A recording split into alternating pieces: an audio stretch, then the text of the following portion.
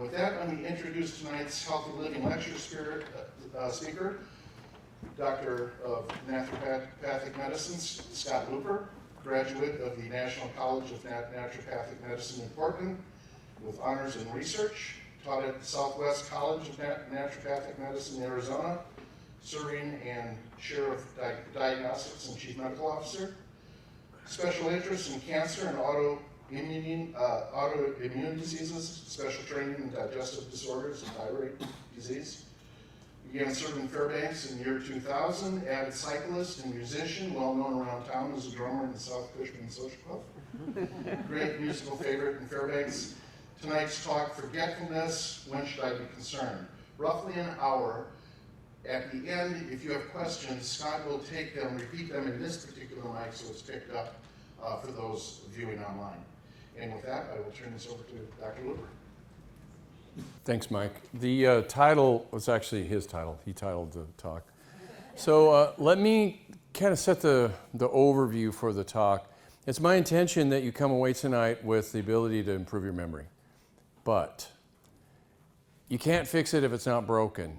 So the trick of medicine is to finding the things that are broken. That's what we're going to be looking for tonight. So the talk is very straightforward. We're going to spend the first part talking about how memory works. Then we're going to talk about how memory breaks. And then we're going to talk about how to fix it. So it's very straightforward. And again, I hope by the end you'll actually know some way to improve your memory. So next slide.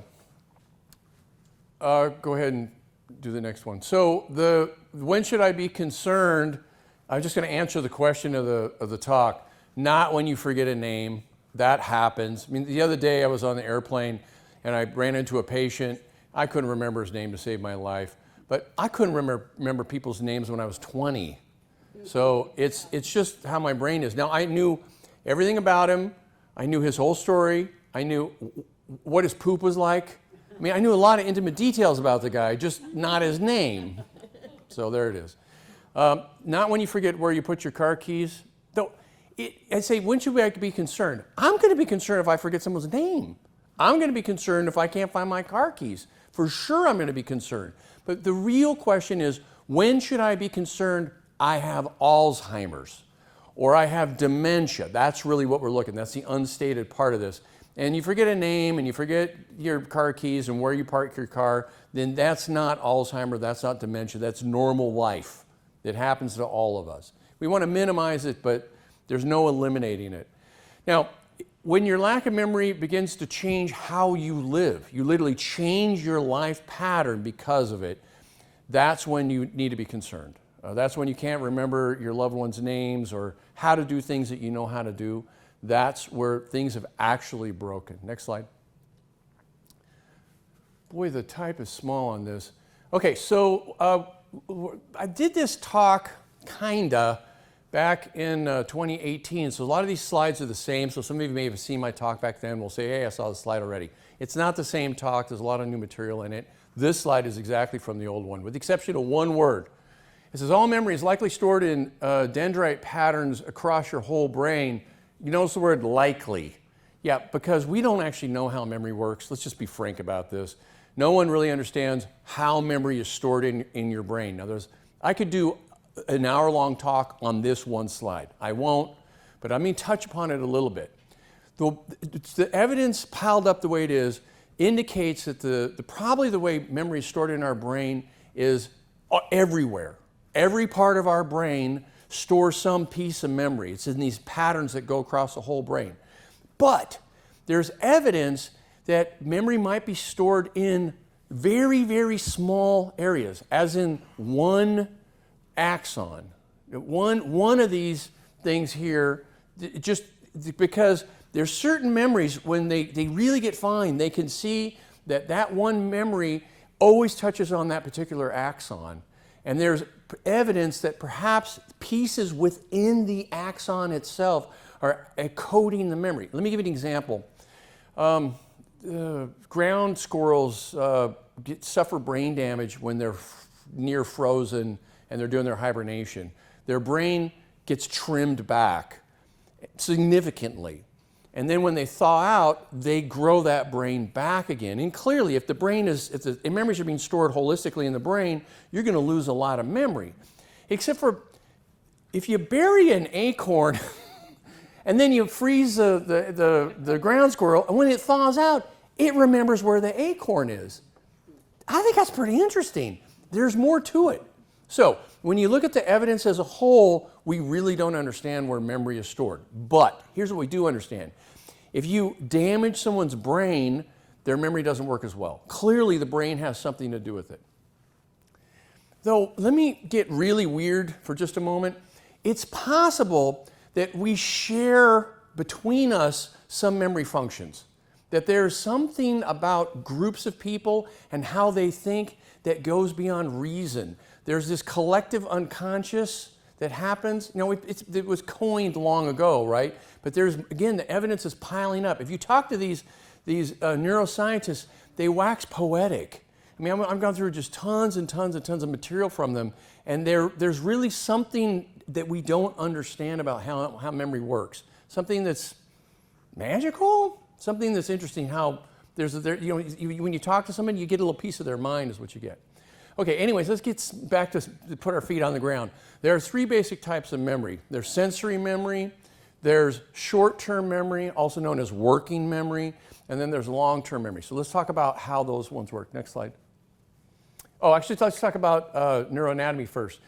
Prefrontal cortex is a key player. The prefrontal cortex is where the short-term memory is stored. We know this because when people have a damaged prefrontal cortex, they don't have any short-term memory.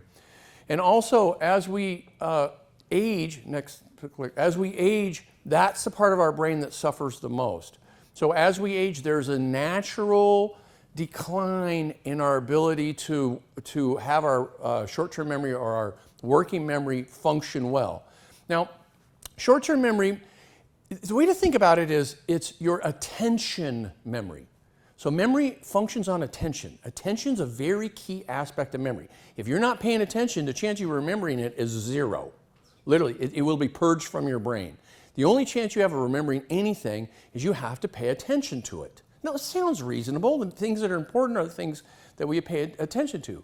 Also, memory evolved over millions of years, certainly for humans over hundreds of thousands of years, and the vast majority of that time, we were living in the bushes.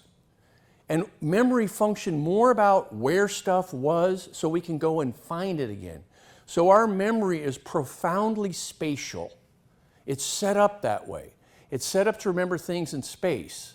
So as we go along, keep that in mind. We'll see example after example, how if you want to work with memory, you got to work with space. Next one. It's dependent on acetylcholine. That's a key molecule for the function of short-term memory and the transfer of short-term memory into long-term memory. And the other thing is short-term memory has enough space in it for about 5 items, maybe 6, maybe 7 if you're good. If you're weak, maybe 3. The rule of thumb for me is I'm going shopping and I have more than 3 items, I write them down. Because I got a 50-50 chance of forgetting that 4th thing. I know how my memory works. I think it's an attention thing. My wife, she's like, you need to pay more attention, that kind of thing. Yeah, it's like that. Now, the interesting thing about attention is people who pay very careful attention and can remember, have a good short-term memory, they can remember like 10 things. If you whisper their name in their ear, they don't hear it. Now, any normal person, if you put on headphones and you're doing this game for the researchers to try to remember as much stuff as you can, and they say, Scott, you look, and then all of it falls out of your head, and you can't remember anything you're remembering. But people who have a very key focused attention won't hear their name, and they'll be able to remember a lot more things. So it's about attention, again. And also, if you think about the units that go into short-term memory, we think numbers or letters or things like that. It doesn't work that way. Because if you do an A and a Q and an R and a T and a V, right, and you put those in short-term memory, they're units. But if you put, let's say, FBI, CIA, NRA, stuff like that, you can remember 7 of those. So it's not the letters, It's the unit. If you think of it as a unit, it fits in your short-term memory as a unit. Interesting, isn't it? Okay, next. Now, the other key place in the brain is the hippocampus. The hippocampus is important for the transfer of short-term memory into long-term memory. Here's the hippocampus deep in the brain. And the hippocampus is very, very spatial. It remembers where things are in space. So it's important for spatial awareness, sense of distress. It loses cells with age, 5% per decade. Ew! Do the math on that. I mean, seriously, how can anybody have any, if they get older, how do they have any memory whatsoever, right? You run out of 5%. But here's the good news. Next. There's one more. Yeah, cells that gain cells with physical and mental activity. So now when we think about this, physical and mental activity, what kind of activity do you think is going to help with your brain? Pickleball. Well, thank you. That's excellent. Sudoku. No. Crosswords. It's like mental, so you sit down and you do this little game on your computer? No. Because remember, the thing that your hippocampus wants to remember, that's designed to remember, is where you can get a good moose and where those choice berries are. And the fruit that grows on the tree, you have to remember that's 2 ridges over and 1, right? That's what we remember. It's stuff in space. So if you want to get your hippocampus to work better, what you need to do is you need to get out into the world, walk around, and go to places you've never been before. That stimulates your hippocampus to grow. When your hippocampus grows, the capacity to be able to process information grows. Now, I'm going to say more about stress. I'm not going to say it right now, but stress is a key player here. I'm going to come back to the stress thing. Next slide. Okay, now sensory memory, go ahead and bounce through them all. Is the memory, the brief memory that comes from your senses. So as you're sitting here right now, there's information coming to you from the bottom of your feet, from your seat on the chair, from your position sitting, from the feel of the air, from the sound of my voice. All this information is coming into you and you are recording it in your brain. Now, that's the good news. Here's the bad news. 99% of that, 99.99% of that information is being purged out of your brain. You're remembering nearly nothing. Now, when I was a kid, I thought that our brains work like a tape recorder. Now, that ages me, right? Because who knows what a tape recorder is, right? Because now the kids what is a tape recorder, right? They think, well, it looks like a computer and it stores information. No, it doesn't. It purges information. It processes well, and it purges almost everything that ever happened to you. You remember very, very, very, very little of the information that comes into you. Very, very, very little. Now, why would you remember this and not the vast majority? I already told you. Why? Because your attention was on it. Because it's important. At some point in your brain, you recognize this is important information, so you attend, and the chances are it's going to stick. Now, the chances don't go to 100%, clearly, because what happens, oh wait, we're on the next one already. Anyways, the last one here is the sense of smell. Okay, let me just say it again. The sensory information is stored briefly in your brain, from about half a second to maybe about 4 seconds, depending on what sense it is. Smell goes deepest. Yeah, duh, we knew that already. What about taste? Question? Taste. I can't tell you how long taste is. I don't know. I read it and somehow didn't make the slide, so. 2 seconds, something like that. I'm within a second. 2 seconds, maybe 1, maybe 3. All right, short-term memory, they last 20 to 30 seconds. You can store up to 7 items at a time-ish. Like some people are really good at 10, people are weak 5. Depends on the prefrontal cortex. That's the part of the brain that's doing the work. Important memories are moved to long-term memory. I already said all this stuff. Next slide. Okay, long-term memory. Too many words, but depending on neuron dendrite patterns, probably. Works best when it's related to information that you know. That's key, by the way. If it's information that doesn't have any context, the chances you remembering it is very slim. It has to fit with what you have already. Now, it's not so much a matter of remembering, it is, but it's more a matter of retrieval. Because if you have an item in your head that has one pathway in and one pathway out because it's not related to anything, the chances you hitting that pathway to pull it back out is remote. But if there are many pathways to get the information, the chances you pulling that information out is good. So the more connected the information is, the more you can access it. So that we're going to come back to this because this is one of the tricks of memory. How do these people remember the decimals of pi down, to 1,000 places? Because they see the connections. They make up connections is what they do. We'll have more examples of that towards the end. Let me say, okay, works best with practice and emotional intensity. That's interesting, emotional intensity. Because a lot of times we don't get to choose emotional intensity. It just comes of its own accord. So you're going along, and then you hear a growl and a twig snap, and there's a bear, right? Well, there's this emotional intensity. Boy, will you ever remember that experience. That gets locked in hard to your brain. Anything that threatens your corporeal survival, those are the things you remember. Because we're designed that way. That's the way our brains are literally wired up. They're wired up to get that kind of information into us. We can use that for an aid and also can work against us. We'll see it here in a moment. And then it works best when information is attached to images. Okay, images. Why images? Why not smell? Smell goes deep. Nah, images. We're designed to work with images. As we see things in our mind's eye, the information goes deeper and it's more connected. So this image is the key thing. Remember, it's stuff in the world around us, stuff in space and what it looks like. That's what our memory works best with. That's where our memory processes the information and retrieves the information best when there's pictures associated with things. Okay, next slide. Oh, acetylcholine again. Here it is again. It's important for short-term memory. It's important for long-term memory. This is a key element in our brain. Okay, so more stuff about long-term memory. It's consolidated by sleep. I have a sleep side coming up. I'm going to steal my own thunder. But sleep is interesting because it's probably the single most important thing that a practical person can do to enhance their memory or wreck their memory. If you get insomniac for long enough, your memory basically just doesn't work anymore. You just can't remember stuff. You'll go demented is what you'll do. Literally like, diagnostically valid dementia. And if you sleep well, your memory works better.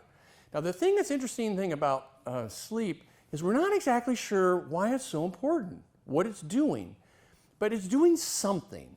They've done scans on people's brains who've learned information, and they can identify what part of their brain lights up with this information.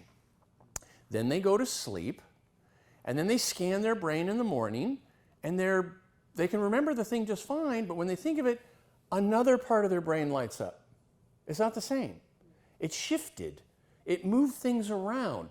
There's this sorting, this filing thing that takes place in people's brains. We could see it on the EEGs, but we don't understand why it happens and why it's so important, and yet it is. Now, it's not just memory, it's learning as well, which is very closely related to memory. I mean, because you remember something, you've learned it, right? So learning gets consolidated, and then just straightforward retrieval. So understanding is the element of learning that's not part of memory anyways. The whole thing works better when you sleep. Okay, so memory is also plastic. Here's the other thing that's interesting with memory. Memory, geez, I wish I had both hands. But memory is, I need my hands to do this.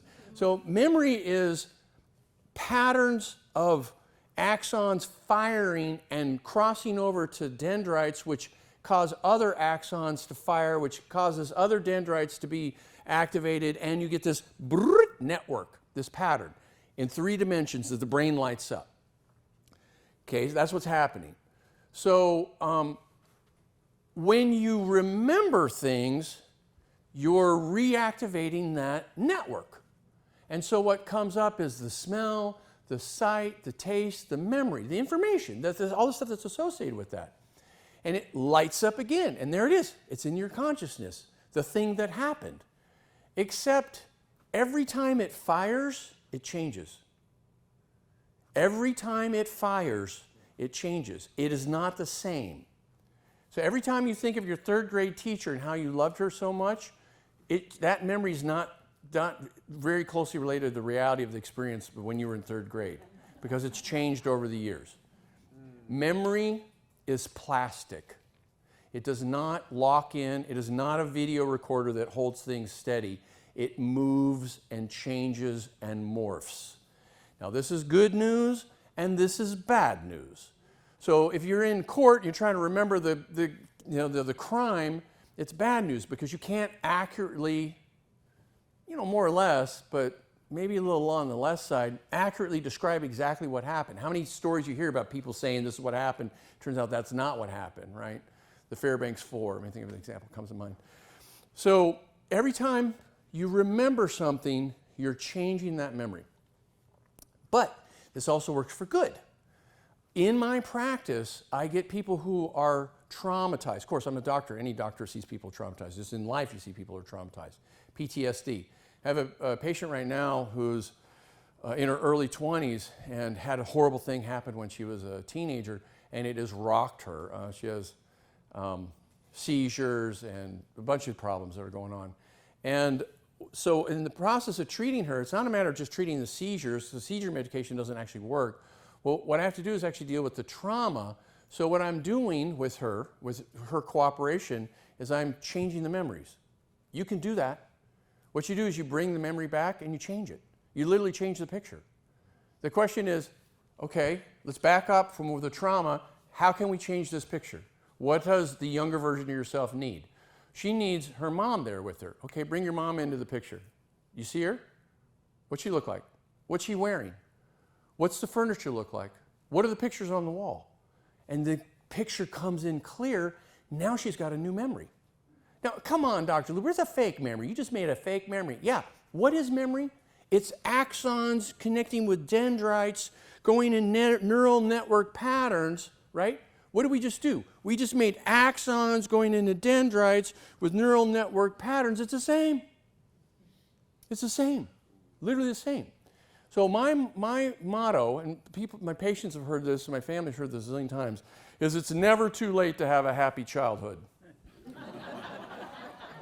This has a practical application to it, really.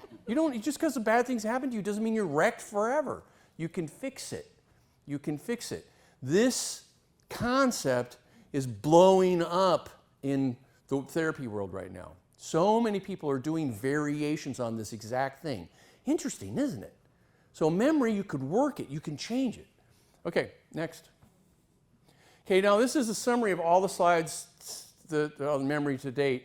So what we get is environmental stimuli, your feet and the seat and the air, and that information gets put into sensory memory, and the vast majority is purged. Some of it goes into short-term memory, and the vast majority of that is purged. Now, some of it, it's important. You think, no, I can't purge that. I need that number. No, I got to remember, right? And so you rehearse it, and it goes around and around and around. And if you're good at it, you can get it to transfer into long-term memory. Okay, or not, depending. Okay, so now this is how memory works. Now let's talk about how memory breaks. Next slide. Okay, memory breakdown. So here's how it breaks down. It breaks down because there's a failure of transfer of short-term memory into long-term memory, predominantly. Now the sensory memory mechanisms can break too as well, but they don't. That is hardwired into us. The chance of it breaking short of major brain damage doesn't happen. That information finds a way to get in. The real breakdown in memory, the practical breakdown in memory, when somebody is demented or has Alzheimer's, is when the short-term memory breaks, especially the short-term memory turning into long-term memory breaks. That's the key step. So why does that happen? You can get lower brain acetylcholine levels. That'll do it. If acetylcholine levels go down, the mechanism doesn't work. The gears are out of place. It doesn't turn right. You can get hippocampal damage. Again, the mechanism doesn't work. The wires get crossed. They don't get through where they need to go, and the process doesn't happen. Insomnia. That's another key one. We mentioned that earlier.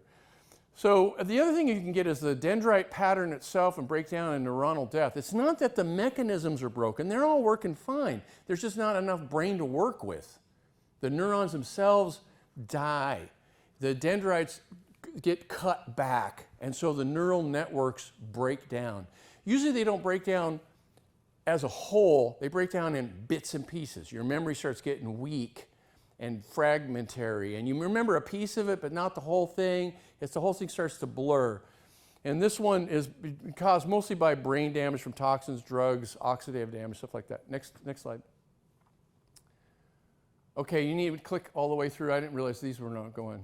No, next, go back. Well, this slide was a breakdown. The whole thing is column after column after column after column of stuff that'll cause brain damage. A zillion different things. So even though I only got column number 1, what I want you to do is look at column number 1 and ask yourself, have you ever had exposure to anything on this list that causes brain damage? Yeah. Yesterday. Yeah. DEET. I got sprayed with DEET yesterday. Yeah. Was it yesterday? Is that because you're wearing that shirt, that tie? Yeah, kind of I'm all buggy. So DEET is one of those things. Another thing that's on this list is about every drug you all have been taking. Okay. And then another one that's on this list is about every hormone in your body. Okay. So estrogen is interesting. Estrogen will damage your memory. If the levels get too high or too low, it literally damage your memory. So let me tell you a story about estrogen.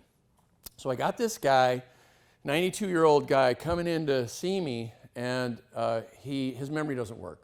I did a very simple test. I took 3 items, put them on my desk, and said, tell me what these are. It was a car and a pen and a scissors, I think. And then I gathered them up and put them in my drawer, and then like 2 minutes later, I said, tell me what those items are. He had no idea. Could not remember them to save his life. And he told me he was taking this stuff to bring up his testosterone levels. It's an aromatase inhibitor. It's called anastrozole. And it's mostly used to block estrogen formation in cancer patients. And it can also be used as a testosterone enhancer in somebody who's trying to build muscle. So anyways, he was taking this stuff in order to get his testosterone levels up. And he was hell-bent on this stuff. Just spent the whole visit telling me about anastrozole and how great it is. And I was thinking, don't you need estrogen? Like for something, he's a man, but he needs estrogen. So what I ended up doing is I called the doctor that prescribed the anastrozole and said, hey, we got a problem here. You got to cut this guy off. Because he wasn't going to hear me cutting him out. So I had to go around him and told him we got a memory problem. So the anastrozole stopped. His memory came back. Absolutely, 100% came back. And he remembered how mad he was at me for stopping his anastrozole. Managed to find it again and lost his memory again. Kid you not, I had to bring his whole family in and do an intervention on him to get the case to turn. So that really drove it into my brain how important estrogen is. Now, I knew this because I did this talk some years previous and had some slides about estrogen, and how estrogen was very helpful in treating dementia, particularly in people as they get older. The estrogen levels go low. Interesting, isn't it? Now, I have to be careful because I'll spend the whole time telling stories and talking about what works when, and we're not going to get any sense out of this thing. We're trying to look for the big picture, so let's go back to the slides. Next slide. Okay, stress and memory. Cortisol, that is the key one. Cortisol is a key stress hormone.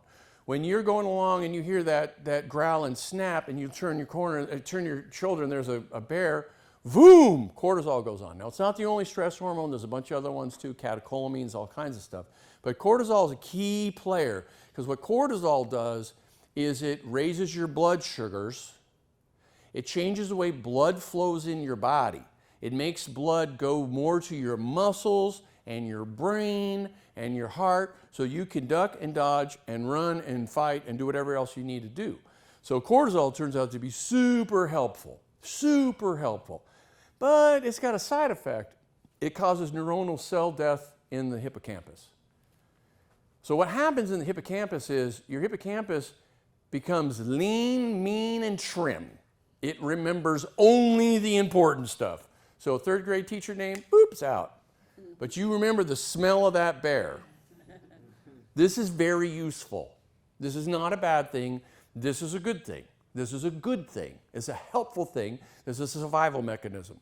Unless you're running into bears every day because you're opening emails and people saying bad things, right? or you're in some kind of stressful situation or a relationship or who knows what. Now, stress is not the correct word. Let me use the correct word. Fear. That is the correct word. If you are experiencing chronic fear, now we don't call it fear, we call it worry, we call it anxiety, we call it apprehension, we call it dread. We have a zillion names for it, but it's all flavors of fear. The fear causes the hormone to be released. The hormone causes your hippocampus to be cut back, to be trimmed to the key survival memories. This is not really the best way to get your memory working well so you can remember stuff. It's just, it's a breakdown. So somehow or other, you got to figure out how to get the stress levels to go down. Now, yeah. No one to date has ever got better by me saying, you know, you should relax. It's a waste of time. I never tell anybody that. What I tell them instead is, what the stress hormones are equipping you for action. You need to take action. You need to take action. And we're not talking banging out an email. That is not action. Does not count. What you need to do is you need to get up and you need to move. Probably the best thing I found that's most effective is to get a heavy bag, get some gloves, and pound the heck out of a heavy bag. That'll do more good for you than anything else I can think of. That is the number one exercise that's helpful. Now, you don't have to actually punch anybody in the face. If you did, you'd feel a lot better and you'd be in jail. So don't do that.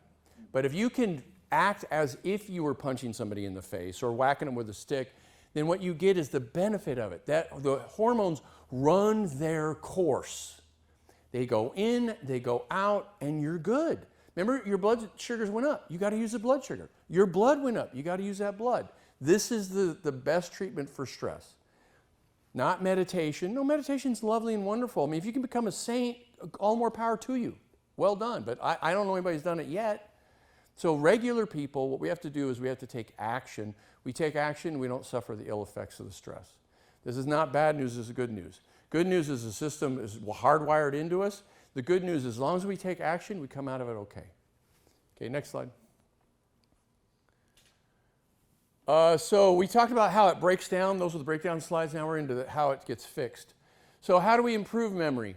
Well, we can promote neuron dendrite health. So how do we do that? Well, turns out your brain's hooked to the whole rest of your body. Yeah, eat fish. That's right. That's a good clue up there. But what you need to do is you need to get the rest of you healthy. Yeah, I'm sorry. This is the disappointing part of the talk. My son, I get excited about things, and I start telling him about the thing, right? And he says, Dad, slow down. In the end, does it boil down to eat right and exercise?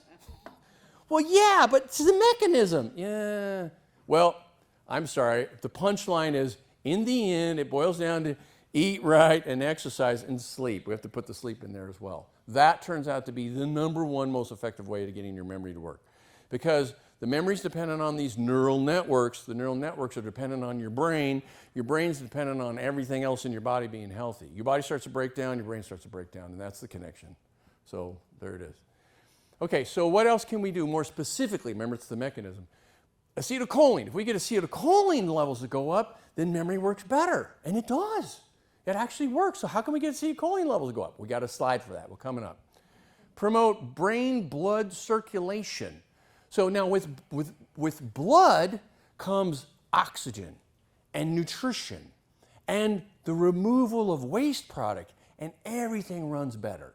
You get blood flowing, everything runs better. So how do we get more blood in the brain? Real question.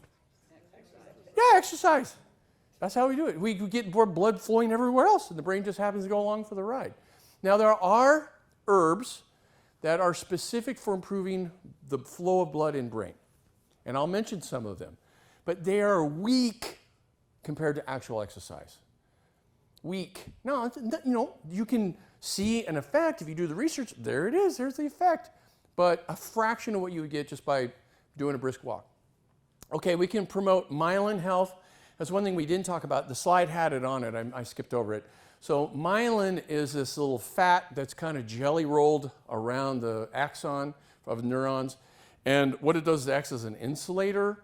And so if the myelin breaks down, then the insulation breaks down, and then the neurons don't work right. And MS is characterized by the breakdown of myelin sheath, but it's not the only thing that will break down myelin sheath. So the myelin sheath is an important part of how the whole system works, so I mentioned it here. Antioxidants are helpful. That's because oxidation is damaging. Let's speak a little bit about oxidation. You probably already know this already, but I'm not sure everybody does. Like, what's the difference between oxidation and antioxidants, or oxidation and reduction, which is the other side of the equation? Just think of it this way. Oxidation are the little molecules, and atoms even, that go in and rip other things apart. They act like little buzzsaws and they wreck stuff. They go chop, chop, chop and break things up. That's what they're actually doing, microscopically, little bits. Now, if you have one of these in a giant body and you lose a little bit of this and that here and there, who cares? It's just such a small little bit.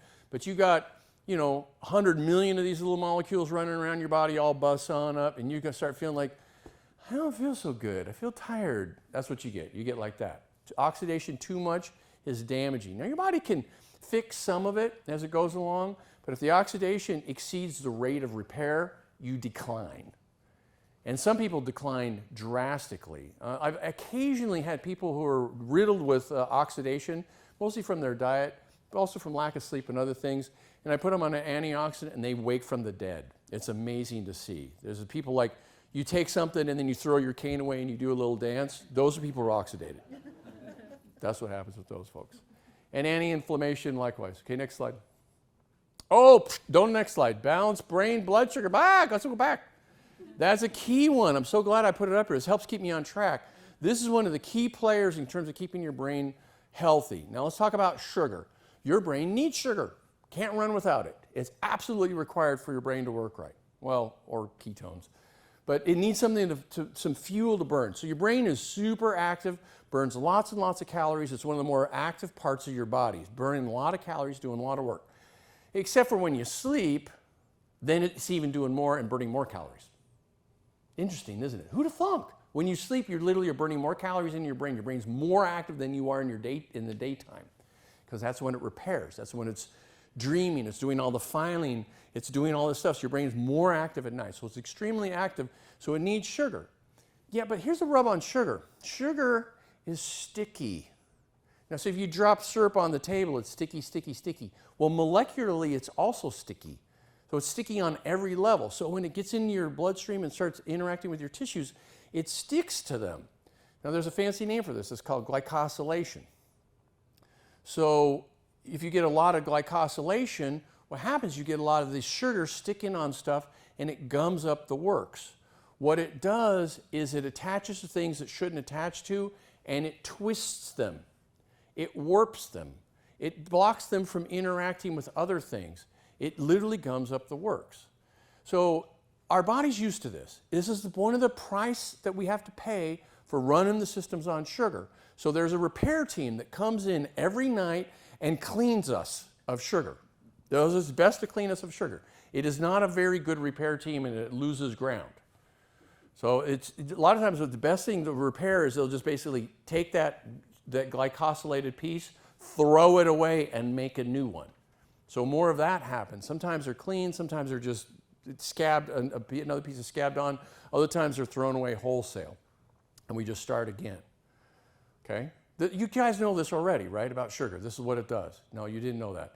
Well, I'm sorry to break the news to you. Sugar is ugly. Now the thing is, our brains are especially sensitive to sugar. Especially. One of the parts of our body that are more sensitive to sugar than other parts of our body. And so one of the things that happens as we age is we tend to accumulate the sugar, and it tends to get in the way. It sort of breaks down how our brain works. So sugar is an absolute enemy. Now, this is all in theory. Let's talk about the fact. There's a test that you can get from your doctor called an A1C. It's a glycosylated hemoglobin. Remember I told you the word glycosylated means sugar-fied. Hemoglobin is the protein that's in your blood. So what they do to check how much sugar is attached to your protein, they could cut out a little piece of your thigh. Ew, I'd rather not. I'm using it. I'm walking around on it. So we don't do that. What they do instead is they look at the protein in your red blood cells. We're taking those anyways. We're doing this test. It's a free add-on, right? So they'll do the test on the protein in the red blood cells and come up with a number, which is the percentage of hemoglobin that's got sugar attached to it. That's an A1C. So an A1C, a normal person runs around 5. If you're a diabetic, who knows what that number is? Could be 16, could be even higher than that. And so you got that much sugar in that's attaching to those proteins, they're riddling your body with sugar, and you're not long for the planet. You will break down slowly but surely. And the parts of your body that are more sensitive to the sugar are the ones that are going to fail the first. Your kidneys, your eyes, your feet, right? Because you got to get them amputated, stuff like that. So the sugar thing is key. Now the question is, the repair crew, wait, Dr. Luper, you said the repair crew's coming in, these are little cells. They're coming in every night and they're cleaning me. So how much can they clean? Where's the cutoff where they lose ground? 5.4. 5.4 is the cutoff. So if your A1C is above 5.4, you're losing ground. If it's below 5.4, you can keep up. That's useful. That's where the price coming today. That one bit of information right there. Now you know how to fight the good fight. I need an A1C and I need to know how to get it to come down. There's all kinds of things you can do. Wait, I just turned into a diabetic talk. Nope, stop. We'll leave it right there. Let's go back to the brain stuff. Okay, so key to getting your memory to work right, to keeping the dendrites healthy, is keeping the sugars down low. Okay, so next slide. How much time do I have? Oh, brother, 15 minutes. So food is good. See that picture? Yeah, eat like that. Next slide. Memory destruction. Oh, bad. Don't eat like that. Sugar's bad. We talked about it. Next slide. Acetylcholine. Remember we said if we get acetylcholine levels to go up, we can get memory working better. Oh, except for one small problem. It didn't work. It did work. Not really. So here's the thing. If you get acetylcholine to go up, here's one way to do it. We'll have people take acetylcholine esterase inhibitors. Acetylcholine esterase is the molecule that breaks acetylcholine down. So if we block that, then not as much acetylcholine gets broken down. Now we have more acetylcholine, and our memory goes up. And by golly, it does. You give people these drugs here, and you do tests on them, and their memory is better. Woo, we got it. Except for their Alzheimer's progresses unabated. Their dementia progresses unabated. They decline just as much as they ever would, and in the end, they're no different than the people who didn't take the stuff.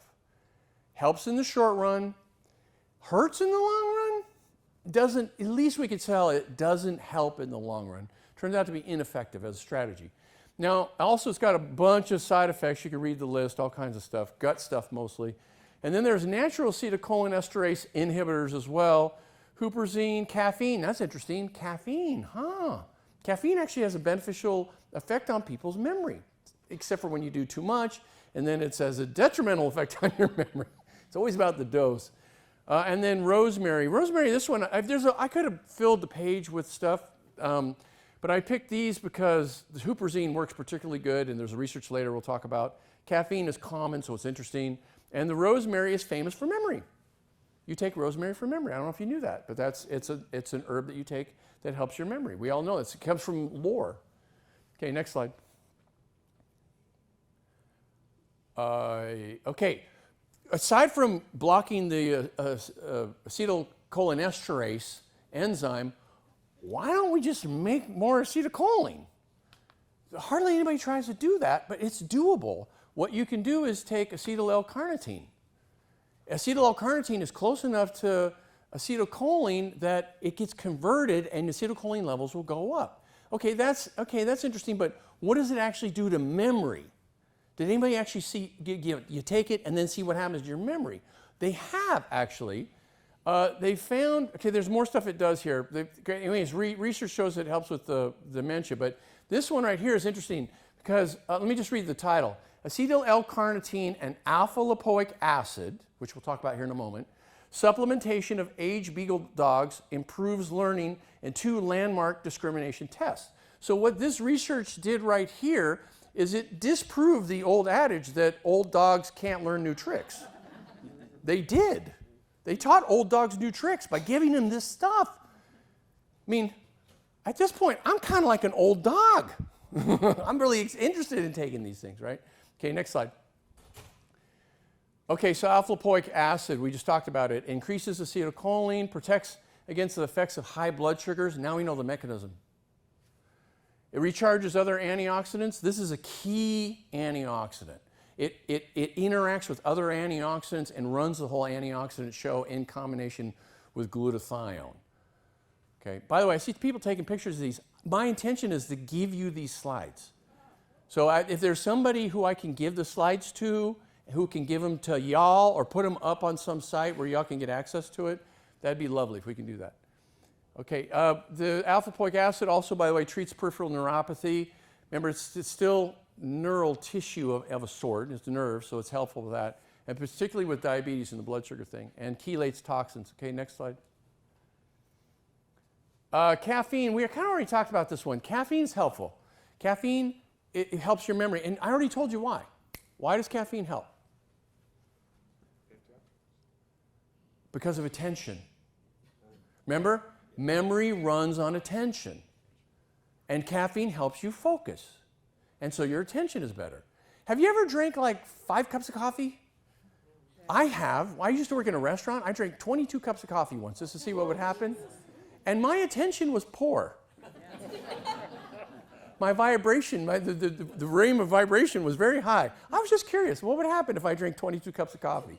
Howard's Restaurant, I was a dishwasher. Man, I was the epitome of efficiency until I wasn't. One and done, never did it again. Okay, another key thing is caffeine. It's related to lowering your rate of Alzheimer's, your chance of getting Alzheimer's considerably. It was like down to 20%, 15% rate by drinking 5 cups of coffee a day. So the more coffee you drink, I know that's a lot of caffeine in your system, the lower your rates of Alzheimer's. I mean, not kidding you, that's like one of the most powerful tools to avoid Alzheimer's is to take vitamin D and drink lots and lots of coffee. Okay, next slide. Let's look at vinpocetine. Remember I told you there's a bunch of herbs that help with memory. Vinpocetine is one you probably haven't heard of. It's from the periwinkle plant. That's it right there.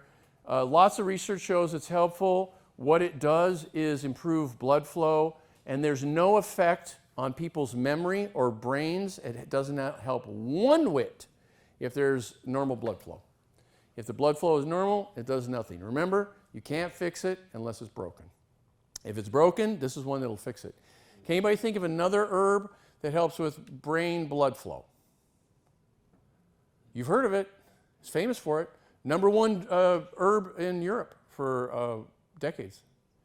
Ginkgo.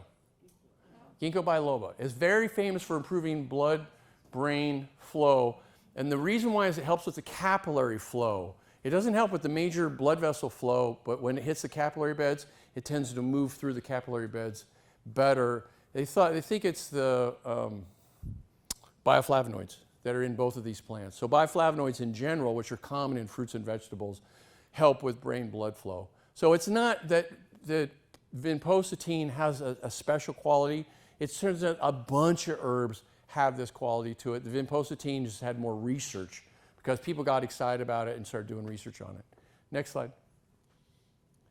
Okay, exercise is key. And this one I wanted to tell you exactly what kind of exercise because there's a zillion kind of exercise in the world.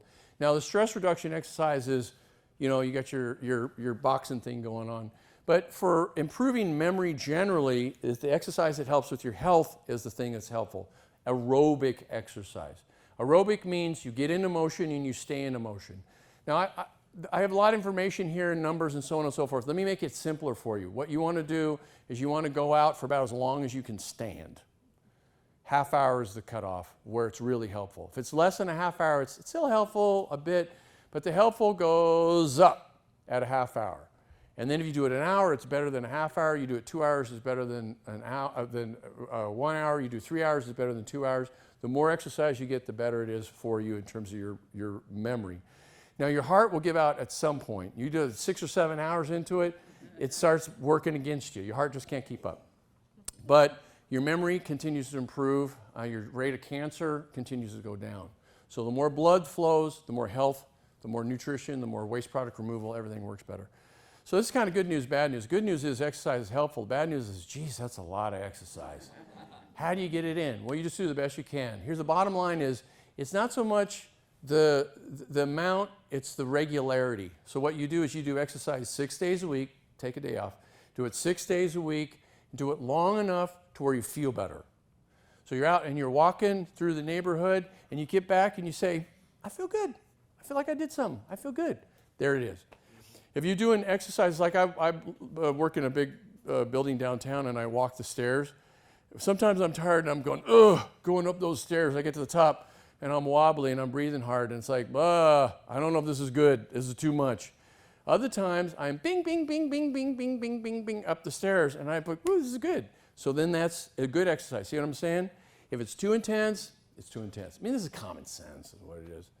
So the other thing is, these are key. Interesting, enjoyable, that it varies with the season. So I like to do skiing in the wintertime and biking in the summertime because it stimulates your brain. Remember, if you do this thing, the same thing over and over and over again, it's good for your life, but it's not necessarily good for your hippocampus. Your hippocampus wants variety. So you're going to do walking, that's good, but you want to walk places you've never been before. That's going to stimulate your hippocampus and you're going to do better for it. Next slide. Now, the best exercise of all is either good news or it's horrific. Because it turns out to be dancing. Dancing? Yeah, dancing. Isn't that interesting? Out of all the exercises on the planet, this is the one that helps your memory the most.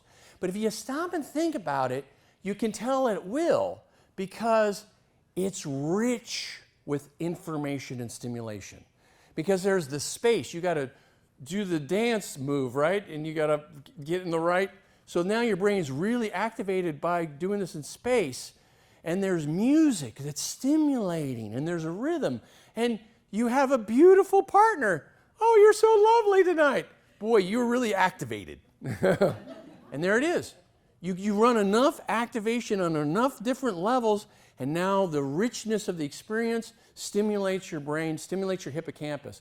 So what they did is they compared dancing to regular exercise, and they found that the dancing was much more effective. Okay, next slide.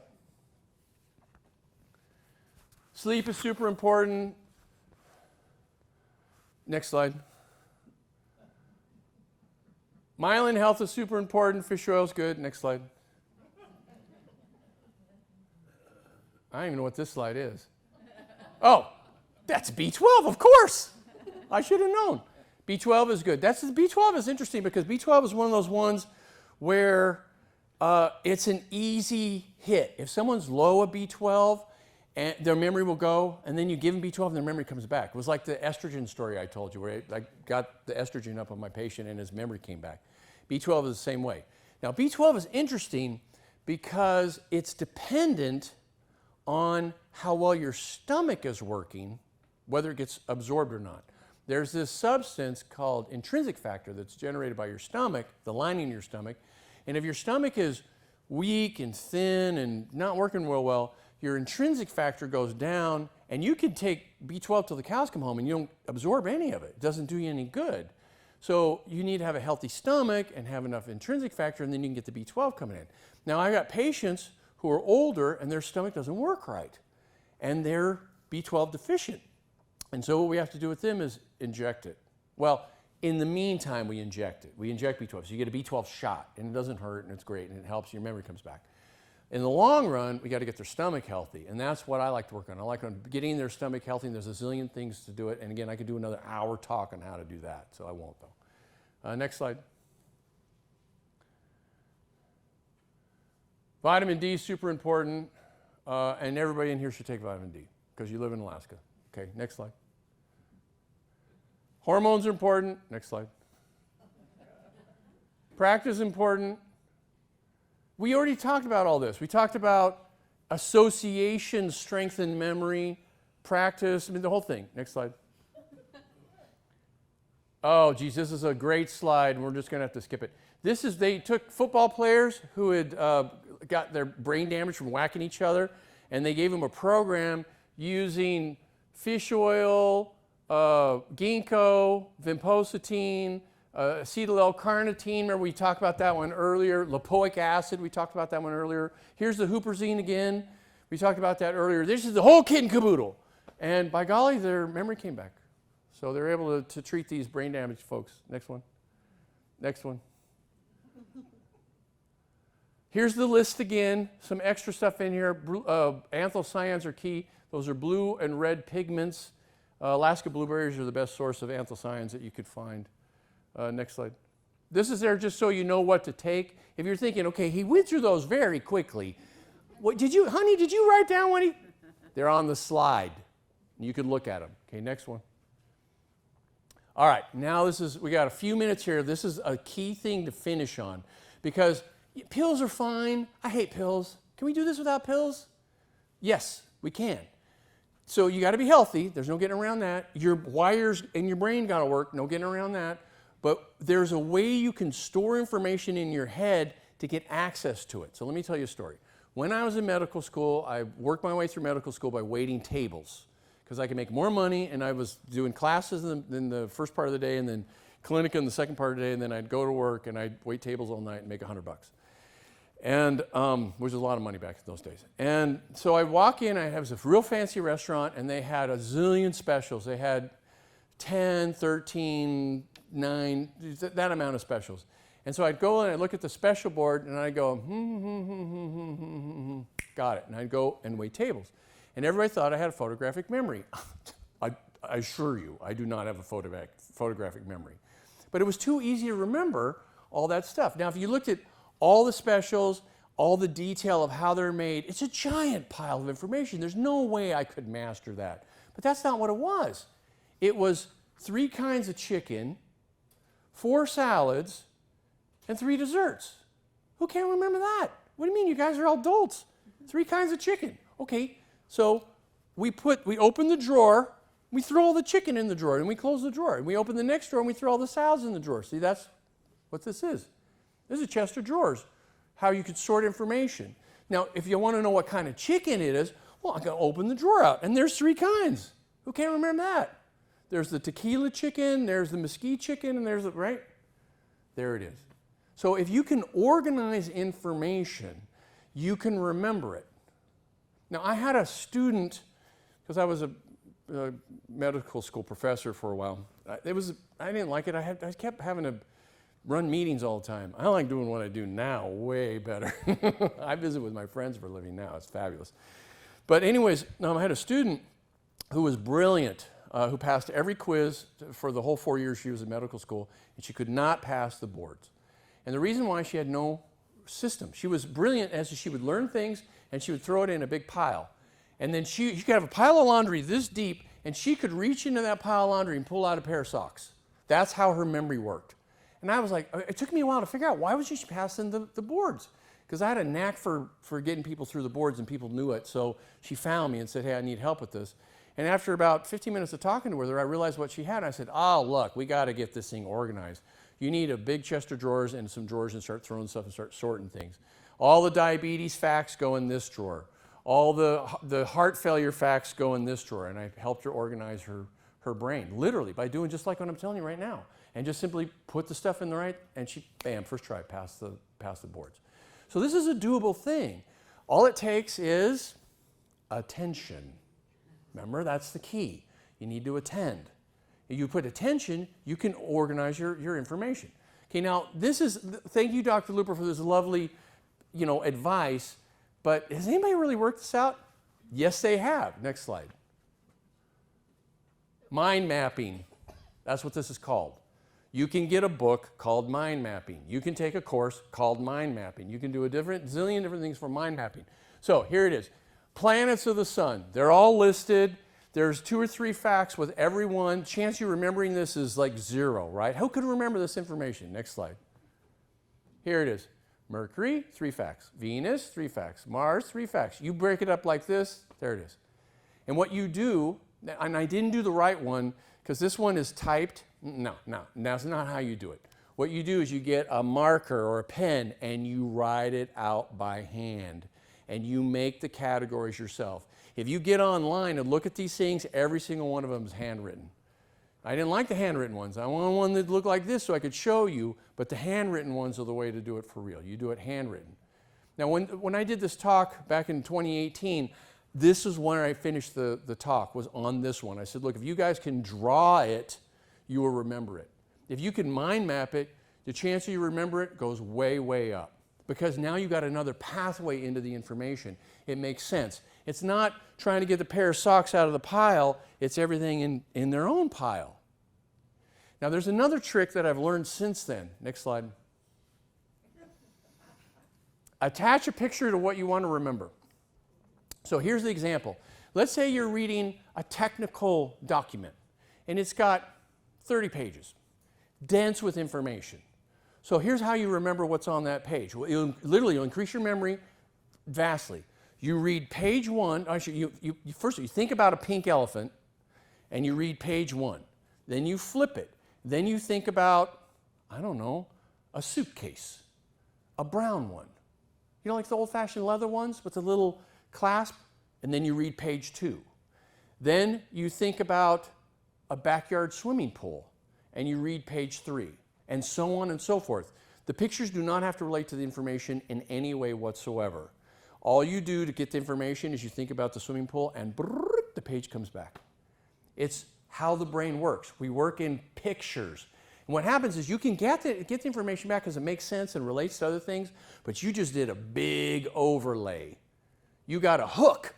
Basically what you do is you took that information and you tied a string to it, and so then when you think pink elephant, you pull the string and there it is, it's back in your head.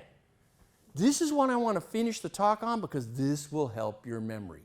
What you all need to do is practice this. Think pink elephant. You put your keys down, you think pink elephant. I could see a little pink elephant doing a dance right on my keys right there in your mind's eye, because that's where the memory is. It's in your mind's eye, right?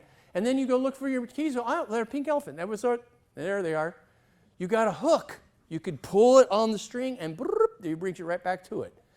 Now, if the talk wasn't worth anything before, this is what it's worth right here. Now, admittedly, your brain's got to work. All the pieces got to be there. All the gears got to mesh. We talked about all that in different ways it could break down and brain damage and so on and so forth. But assuming everything's working, y'all made it here, so I imagine your brains are working pretty good. This is what you're going to go home with. It's not that you're going to be taking vinpocetine. No, you could. But this is the kind of things that make more of a practical improvement in your memory. Okay, last slide. This is an overview. Pay attention, practice, exercise, sleep well, eat well. Very good. Socialize, because we need the stimulation. Very last slide. That's where I work, right there. Okay, questions?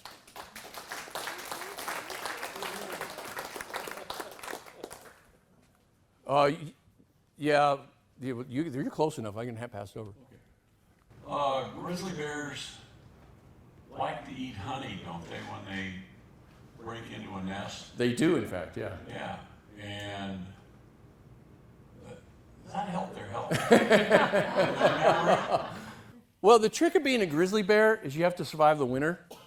So you got to have a lot of fat on. The more fat you got, the more chances you're going to make it through the winter. So yeah, that honey is a big help because they're going to lay there all winter and they got plenty of time to get their brains back together. Also, they don't live 80 years like we do or 100 years. They're, what do they live? 20, 25 years, something like that? They could take a lot more metabolic wear and tear and they, just go through the next generation. We didn't get to see the sleep slide, I guess. Yeah. Well, I'm going to review it. Sleep is good. Honestly, maybe that's the question. What is it about sleep that's so helpful? Let me tell you one thing.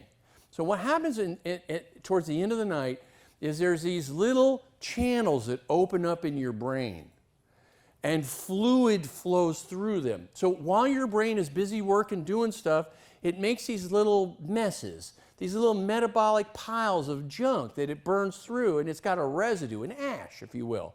And so it pitches the ash over in these little piles. And so at a certain time in the night, the channels open up, the fluid flows through your brain and picks up all the junk and washes it out of your brain. Now, what part of the night is this? Towards the end. So if you come up with a short night's sleep, towards the end, you missed it. And you're a little rummy the next day because the debris is still packed up in your brain. Now, what your brain does, if it gets enough debris, is it figures out a way to make these tight little trash piles. And it has a mechanism that the glial cells go and they form these little trash piles into these little fibrils. They're called beta, I'm drawing a blank. It's the Alzheimer's stuff. Yeah, now my memory's not working on that one. Yeah, whatever. These the beta piles, whatever. There's a name for it. It'll come to me here in a moment. Amyloid, beta amyloid. Thank you. The beta amyloid. Now, it turns out that beta amyloid is the reason why people get Alzheimer's. So it is the thing we have to get rid of. Except for every drug that they've invented to get rid of the beta amyloid piles makes the Alzheimer's worse. There's been no successful drug to date. Not a single one. No single drug helped more than short term for Alzheimer's. The reason why is those bad beta amyloid plaques are there. They're the solution. They're not the problem. They're the solution is what they are. You're taking away the solution. Now, admittedly, they're the solution to a problem that I wish we didn't have. Can we just clean our brains and not have to rely on these beta amyloids? And the answer is yes, if you can get the channels to open up and the fluid to flow through. Some people are good at it. Some people are not so good at it. The ones that are good at it don't get Alzheimer's. The ones that are not so good at it, they're more likely to get Alzheimer's. Just because you got the genes for Alzheimer's doesn't mean for sure you're going to get it. Because if you get the low oxidation, the low sugar, the good circulation, generally speaking, all the stuff we talked about, chances of getting Alzheimer's goes down. Question? So two different questions came in online. So the first one is, how do you determine if you're having some memory loss or if it's ADHD related? How do you determine if you're having some memory loss or if it's ADHD related? ADHD is not a memory problem. ADHD is an attention problem. So they're very different things. ADHD is oh geez, I haven't going to do a whole talk on this one. Let me do it very briefly. ADHD is not a disease. It's a variation of normal. It literally is not a disease. It's useful to have some members of our population have ADHD. Those people function better under stress. They're better soldiers. They're better actors. They're better emergency room technicians. Those people function better with hormones running through their system. It clarifies them. They function better. They do better. So we need to take care of those people. We need to foster those people and put them in the right careers so that they rise to the need in our society. Now, if those people also get sick, they go bad real bad because they tend to get more inflammation, they tend to get more damage to their brain, they tend to go really bad, and they tend not to be functional. So what we look for is things that are broken so we can fix with ADHD, but not the ADHD. Interesting, isn't it? Question? Oh, wait, hold on. Robert, right? Yeah. Hold on, we got another one. Yeah, there was a second one. Sorry, really quick. My mother-in-law has had Alzheimer's for 6 years, and only in the last year or two has she forgotten names. As a family, we had to push the doctor for additional testing. Given our experience, if we would have waited until she started forgetting names, it would have been several years down the road. So I would ask, when should we be worried about memory loss? So that's a good question. When should we be worried about memory loss? And before she's got Alzheimer's, at this point she already has brain damage. So it's very difficult to reverse that. There's been dendrite damage, and so the chance of getting her memory back is remote. But what needs to be done in a situation like that is her case needs to be gone through with a fine-tooth comb and look for as many things that are broken as possible and fix them now. We mentioned B12, we mentioned blood sugars, we mentioned sleep, we mentioned all this. So we try to go through as much as we can. Now the problem with Alzheimer's, at a certain point, the patient themselves are not helpful. There's only so many things that you can do to someone without them leaning in to do those things. Eventually they lose the ability to do the things that you're asking for. So it's a slippery slope. The less function they have, the less they're able to do, the less they're able to do, they lose function and down they go. So it's better to catch it early, and the way to do that is to comb through a case. Now, let me rant just a teeny little bit. I do that, but so few doctors do. What they do instead is they come up with a diagnosis. That's what you go to the doctor, they take your case, they come up with a diagnosis, and then they match the diagnosis with the treatment. And the treatment, you look up in the big treatment book, and it matches the diagnosis. Next, we're done. We're doing the next one. That's not how you do it. You get a diagnosis. Now you want to know why. What broke?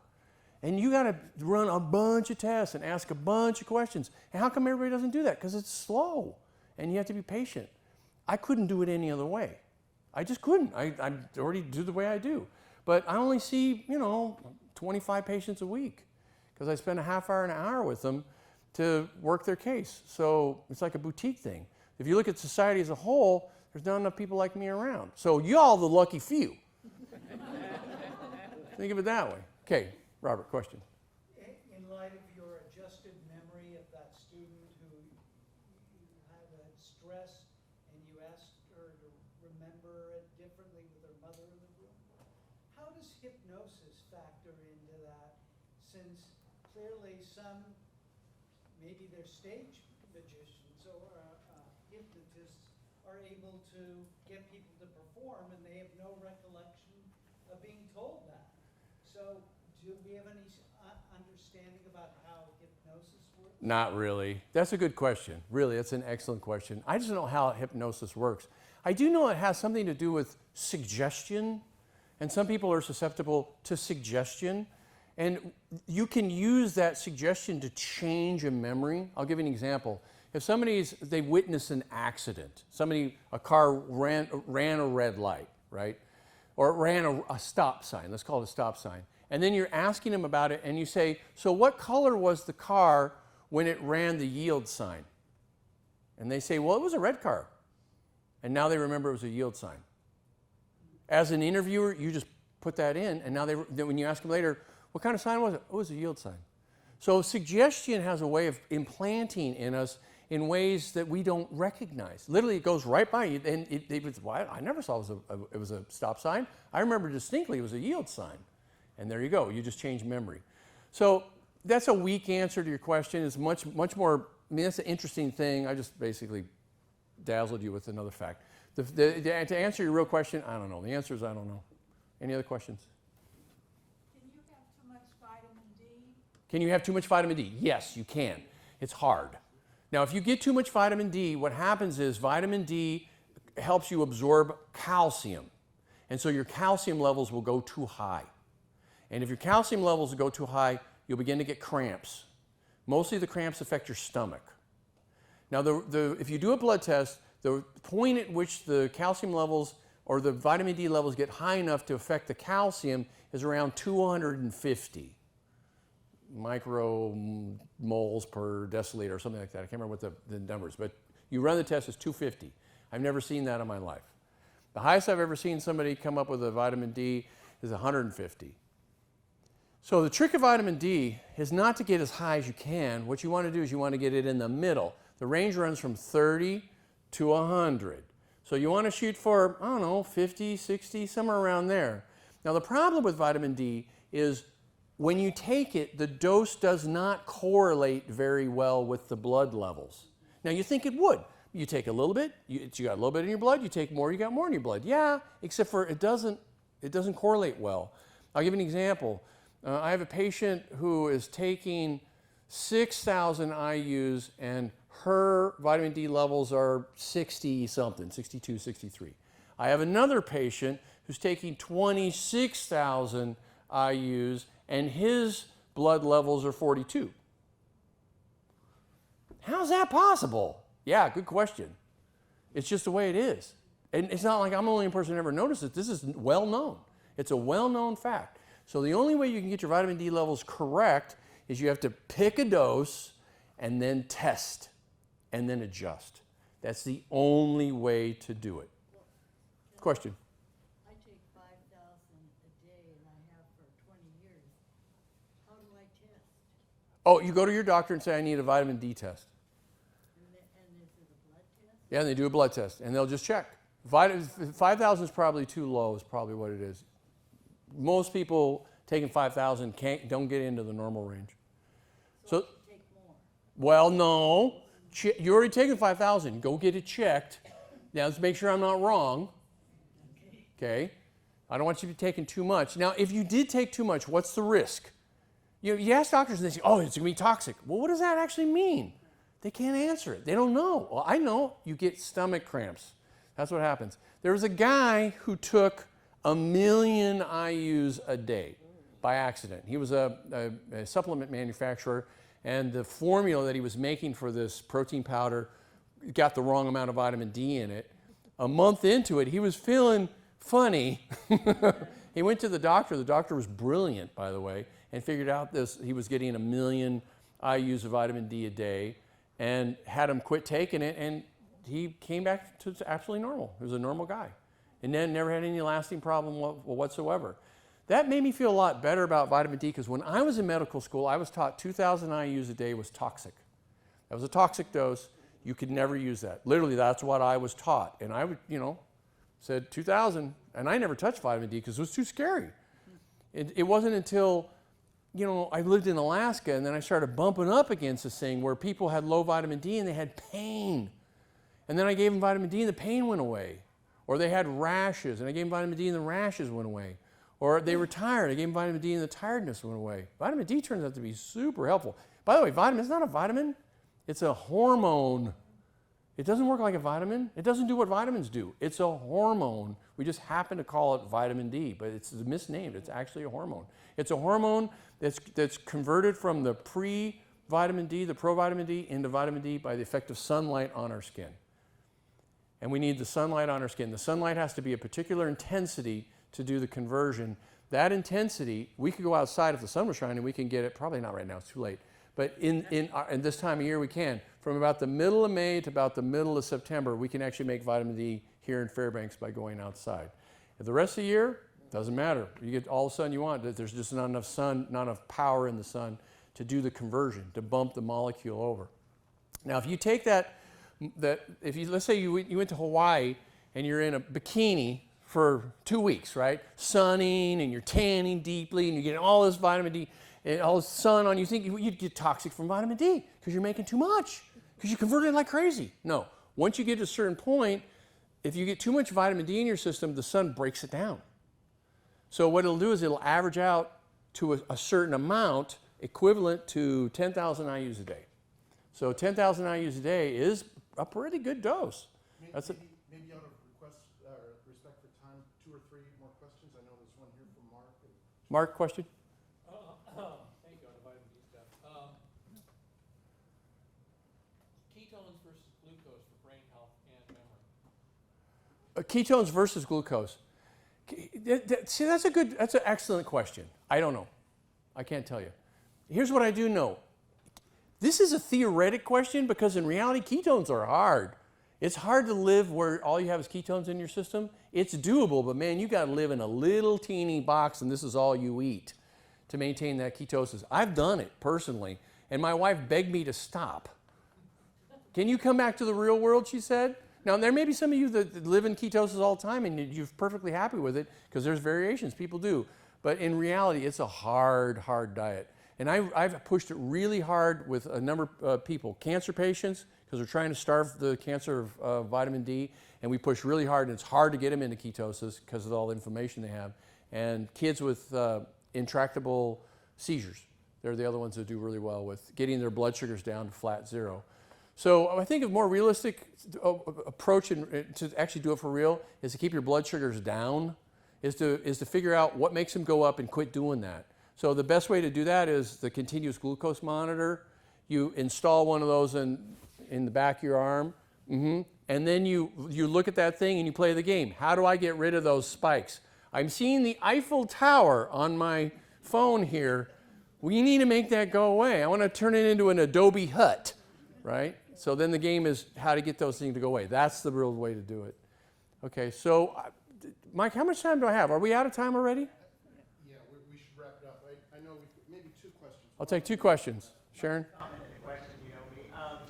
The vitamin D, 90-some% of people in Alaska are vitamin D deficient. It's either whether your levels are deficient or whether your body's processing efficiently. We're just all deficient. We had to fight the good fight against vitamin D to get the levels up. Yeah. The question I had is regarding hippocampus damage. So if somebody's injured their skull, basically, and whatever type of injury they had, and that damages the hippocampus, Yes. right? It can. So how can you best recover from a hippocampus injury? And then part 2 is if you have cancer, what does the medications do to the hippocampus? Okay, first question. Can you regrow a hippocampus? No, not really. If your hippocampus is damaged severely, it doesn't come back. If it's removed, it doesn't come back. A lot of the reason why we know about hippocampus and how important it is because people had it either damaged or removed. There's a very famous case, HW, and anytime you get into the memory research, HW always pops up. And what happened, he had intractable seizures in the 50s. And so what the doctors did is they went and they cut out his hippocampus on both sides, and it solved his seizure problem. And also, he never made memories, long-term memories after that. But he did, because if you ask him about astronauts, he could tell you about astronauts. Somehow or other, there was a workaround. Now, admittedly, you give him, a phone number, and then he could hold it in his head with short-term memory, and as soon as it went away, it never showed up again. If he met you, he could meet you 50 times, and the next time he meets you, he says, nice to meet you, because he won't remember you at all. His memory was profoundly damaged by losing the hippocampus. Now, let's go back to the cancer, because cancer chemotherapy often causes, often is 100% of the time, causes some degree of brain damage. You get the chemo brain. So how can you heal from that? All the slides that I gave you, all the information, that's how you do it. It's hard to do it completely. It's hard to get 100% recovery. The better thing to do, oh geez, I'm going to rant. Calm down. The better thing to do is to do everything you can to keep your brain from getting damaged to begin with. And so what you need to do is you need to work with somebody who knows how to work with cancer, because there's a lot of stuff that you can take that'll minimize the effect of the chemo, but you got to be careful not to protect the cancer from chemo. There's a bunch of stuff, you take it and now the chemo's ineffective. I feel great, I'm on chemo, and then they die. Yeah, not that. We have to be careful, not that. So you have to pick and choose what you're going to do, and so it limits the degree that you can protect the brain, but you still can do a lot of stuff, and it makes it harder for your brain to recover 100%. Now that's too vague of an answer. Let me actually give you the better answer. Exercise. That's how to do it. Seriously, exercise. The problem is with people who are going through chemo, they're the least likely people to exercise on the planet. And so you really have to push them hard to exercise and do everything as a doctor to motivate and set up the systems and get the family involved and do everything we can to get them to exercise. They absolutely positively have to exercise. Question? You mentioned like 3 times that our brains we're wired in that way, right? Our brains are wired in that way Are wired. by somebody. So my question to you is, if in your practice, do you apply pray to help your treatments and to help those brains through you and through the one who made the brains?